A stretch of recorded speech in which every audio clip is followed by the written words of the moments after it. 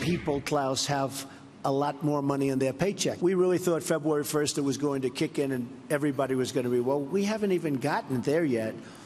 And it's kicked in. And it's had an incredible impact on the stock market and the stock prices. I love the Q&A with this guy, Klaus, afterwards. Tell us what's going on in America, Mr. President. I always got a guy. Is that the guy from the head of the World Financial? Yes. Oh, I think I. He's a very smart guy, but it was kind of just the whole thing. I trolled him once on Twitter. Sure, who doesn't? Well, stocks are continue to climb. You know, the same thing that the president was talking about in Davos. He was talking up and probably continues to talk up on Air Force One as he makes his way back here. The bitter boomers are here. Charlie Gasparino, Steve Leeb, Elizabeth MacDonald, Charlie Brady. Charlie, any of you, what do you make of what the president is saying? We've got a great story to tell. Invest here, be part of what's going on here. It's not America first, but first you should invest in America. Yeah, no, I think that's a strong policy, and it's one that works. I'm not really fond of his trade protectionism and the confusion that you should hear what he says about you. And the confusion over the dollar this week is really not helpful, and it is drowning out the bigger story. In other words, they want a strong or weak dollar, right? That's a big confusion. Well, but other administrations have fallen prey to that, right? Yeah, they have. That'll influence economic behavior when the dollar is really like a ruler or a yardstick, right? You're not supposed to do that, you know, to manipulate the dollar to create economic growth. I mean, that's the problem. But I thought the president's speech was terrific today. I thought he was on point. And I come from a long line of Democrats, Reagan Democrats, and I think that his policies, if it was a Democrat, it would come from a long line. Yes, no, I don't think so. So it's a secret. Okay. So I think if it was, it would sound like any old-time Democrat saying those same policies. That's how he sounded to me. Okay. Look, I come from a line of Obama Democrats, and I just want to say, approaching this like I'm a man from Mars, just coming down here, Trump is getting a very bad rap, a horrible rap. From who? From everybody. From me? Not from you guys. No, from you. No, not from you guys. Trump hater, Trump. Okay? Yeah. But I mean, it's a never Trumper. I mean, it is just nuts. The economy has done very well, and its deregulations have been a major part of it. This tax cut is working out a lot better than I thought it would initially. And I think on this show, we delineate between his policies, which we say is good, and because it's good, and his temperament. I mean, think about what he did today, and this just shows you how he judge his temperament. No, you got it, because you don't know if you could trust him. Today he came out. This New York Times story about him thinking about firing Mueller was so obviously accurate. He comes out and says it's fake news. I mean, he lies about the size of his campaign rallies or whatever. The inaugural. I thought you were going somewhere else. Yeah, but a whole bunch of other stuff. And you know, that's I think the self-defeating part of Donald Trump. It's how he lies. He does it in such a aggressive fashion.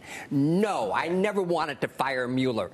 Well, you did. Yes. And if he didn't want to fire him after he hired all those Democrats, listen, I don't want to become an apologist for Trump. Right, but he can't personally fire Mueller. Hang on, he would have to do it through the Attorney General. Well, yes, but listen, that's how the law is. Just hang on a second. Look, why lie about he would not be a normal human being if the special prosecutor is appointed in May, in June hires a whole bunch of Democrats, if he didn't at least think about firing him. Well, maybe they just batted it around for all I know. I read the Times story. He could have been batting it around. I'm down. But he could have just batted it around, and nothing came because Mueller's still there. I don't know what happened, but you follow the markets and everything else. What's remarkable to me, and makes sense of it, Charles, is they run up through this. They run up through the Mueller investigation. They run up through, well, yeah, we want to talk to the president, and the president wants to talk to us. They run up through text memos and allegations back and forth.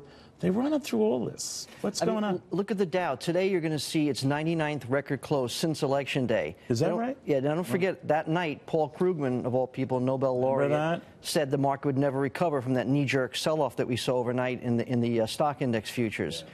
But the three pillars are really holding up this market. We've seen strong earnings. Yeah. About a quarter of the companies in the S&P have reported right now. More than 80% are beating earnings and revenue estimates.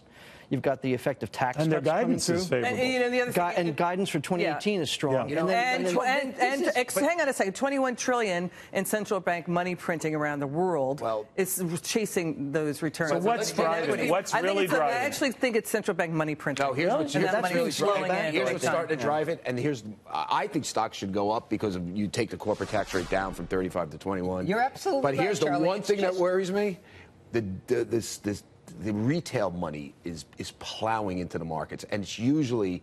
If you look at history, usually when the retail gets in, it's usually towards the end. Retail's talking about individual investors. The end can be 18 months from now. Right. And another when sign. Is it? Do you know so we can plan? Yeah, about, I would say, Neil, May 15th next year. I had a feeling. Right around there, sure. Give or take. But you're right about that. Noon or so. Why worry about it falling when it hasn't? The other thing to worry about. And you can't sit out the water. It's really when interest rates go up and inflation ticks They up. have been ticking up. And they have been. That's ticking. Historically, still not a problem. Neil, one thing to worry about a little bit. You seem very agitated today. Yeah, what's the matter? Like I said, I woke up and I just had this epiphany that Trump is getting a bad rap. Really? I mean, it's almost impossible to feel sympathy for a guy like Trump. Stay on that. If you took away his tweets and if you took away him stepping on his message, wow, where would he be at in the approval ratings? Right? Well, yes. You're right about where that. would he be at? Right and where would he be at? A normal human being. He may have come in, and I know I'm going to get, the last thing I think we should do, and I don't want anyone to take this the wrong way. No way should we sympathize with Russia. No way. But I think he came in with a plan to try and get Putin away from China. China, and I know you're going to make fun of me, Charlie. I'm not. China is the real enemy. And listen to Steve Bannon. I mean, whatever you think about Steve Bannon. You've left me. I don't know where you're going. Okay, I'll tell you where I'm going. Could you say it in 10 seconds? Had one thing right. He said China's a mortal enemy to the United States. Done. And we pulled the rug out from doing anything about it. This makes no sense to me because I've been reading up on that Stormy Daniels stuff. Why? That's a surprise. Why she spanked him with Forbes rather than Fortune. Fortune has more ads than Forbes. It's a thicker. Could you be a bigger idiot, or do you? Do you think the millennials care about that story? Or? Yeah, they do. All I'm wondering, and you follow these numbers better than anyone I know, and like an encyclopedia, but I look at them, and I'm always so impressed. Not impressed that I could react to it, but stunned at how the markets have this life of their own. Well, and I don't know what really, I know the regulation thing Charlie's alluded to. Yep. I know the tax cut thing. What's driving it?